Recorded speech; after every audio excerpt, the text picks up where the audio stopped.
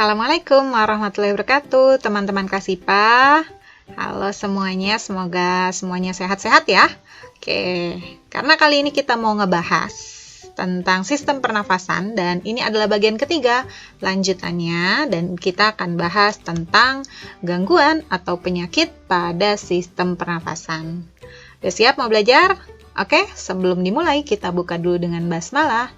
Bismillahirrahmanirrahim. Oke, teman-teman pasti pernah mengalami sakit di organ atau di bagian organ sistem pernafasan. Oke, seperti batuk, pilek, hidung tersumbat. Nah, kita akan bahas satu-satu penyakit pada sistem pernafasan. Yang pertama, ini adalah asma.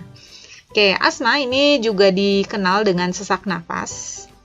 Nah, kalau kita lihat dari gambarnya, ini terjadi pada saluran pernafasan normal seperti ini, kemudian pada penderita asma seperti ini ya. Jadi sesuai gambarnya, asma ini memang terjadi penyempitan di saluran pernafasan.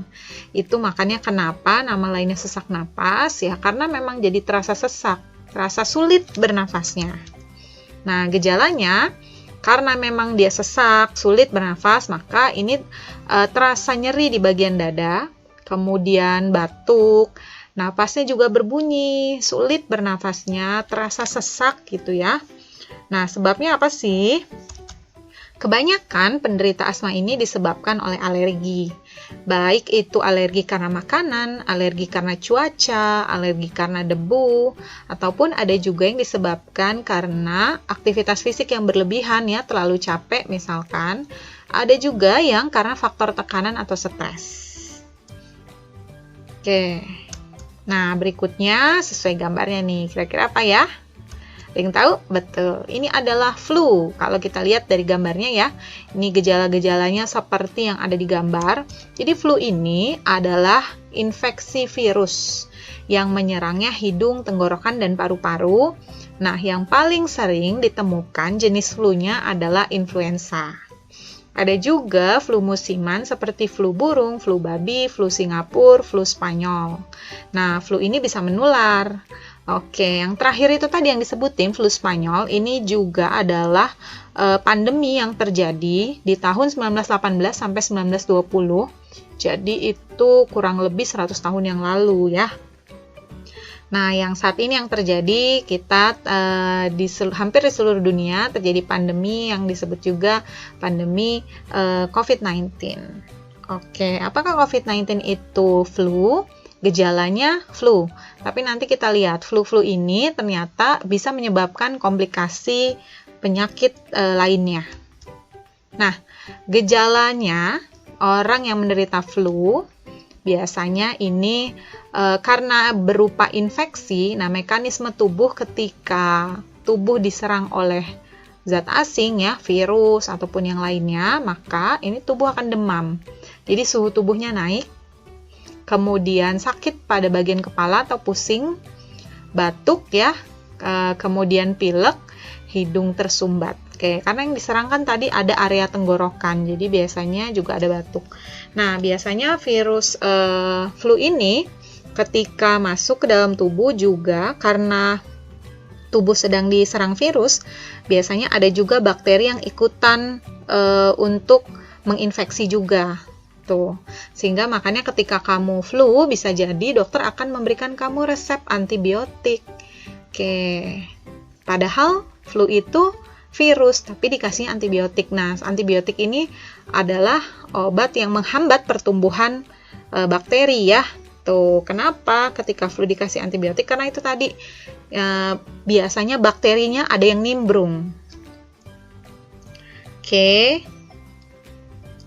Nah, penyebabnya tadi adalah virus ya, tergantung dari flu apa yang menyerang. Kalau influenza, virusnya virus tipe influenza. Kalau terkenanya flu burung, itu berarti virusnya H5N1. Kalau flu babi itu H2 dan seterusnya. Oke, yang berikutnya. Nah, ini adalah pneumonia. Oke, mungkin teman-teman juga belakangan ini sering mendengar ya, karena memang pada penderita COVID-19 ini juga ada penyakit yang mendapatinya namanya pneumonia.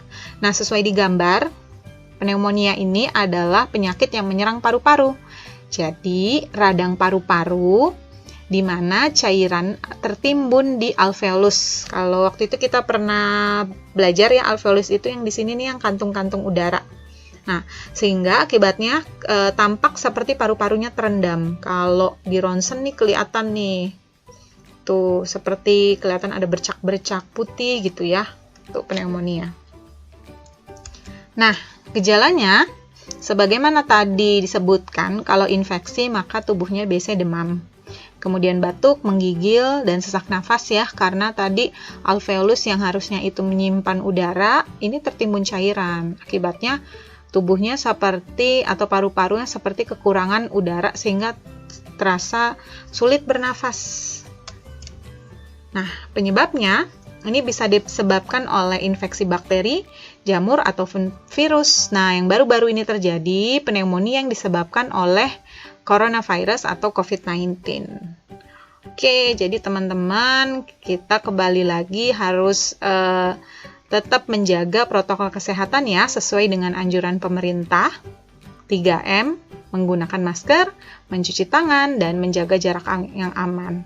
Jadi kalau nggak penting-penting banget, lebih baik tetap di rumah aja. Nggak perlu keluar rumah. Oke? Nah, selanjutnya, yang keempat adalah bronkitis.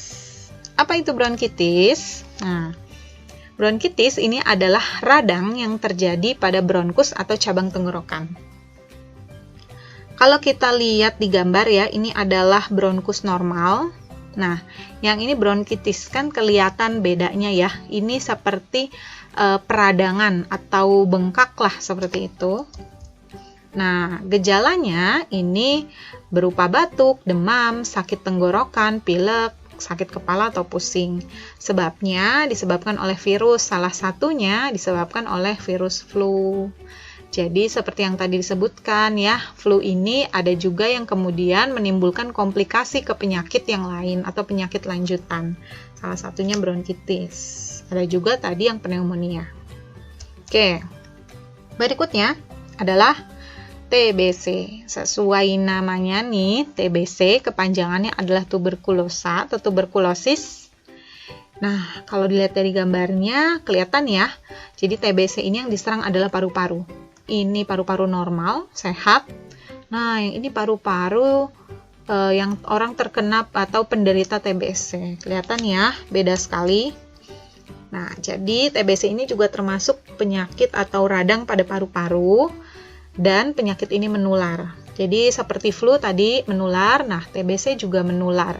Menularnya melalui droplet. Jadi itu makanya kenapa kalau kita batuk, etikanya batuk itu harus ditutup, karena kalau ada dropletnya atau air liur yang keluar, kemudian itu terkena, percikan liur itu terkena kepada yang lain, misalkan, nah itu bisa menularkan virus atau bakteri kepada yang lain.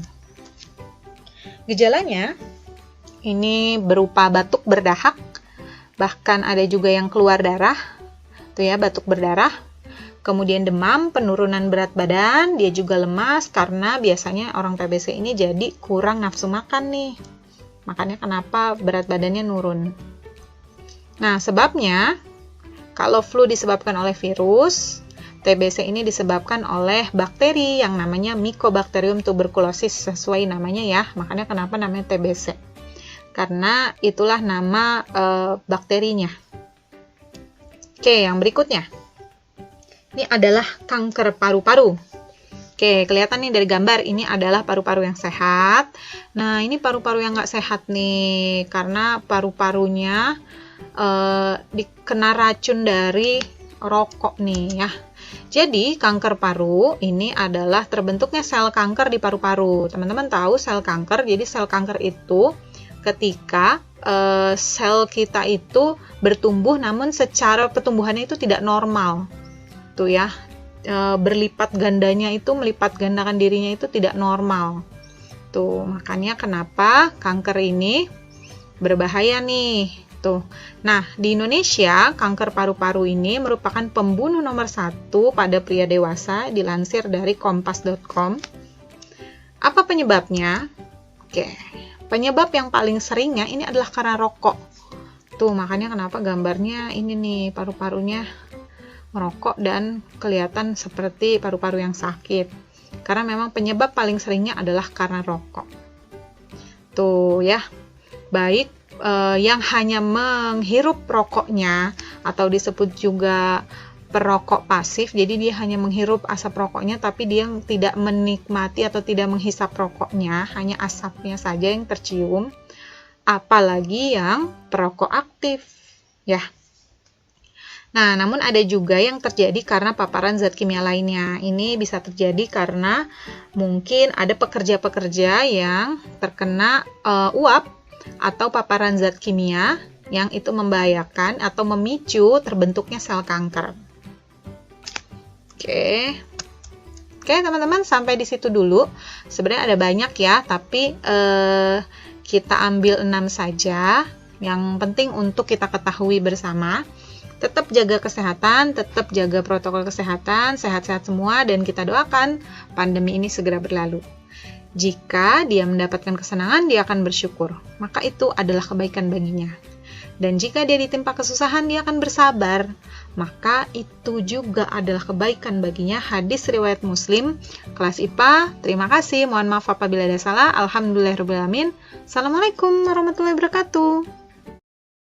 Baik, selanjutnya kita akan belajar tentang cara memelihara organ pernapasan. Jadi organ pernapasan ini juga harus dirawat agar tidak terkena penyakit ya. Dari sini kita akan membahas beberapa cara memelihara organ pernapasan. Cara memelihara organ pernapasan yang pertama adalah menjaga dan merawat organ pernapasan kita. Dilakukan dengan cara olahraga secara teratur. Olahraga dapat menyehatkan pernapasan.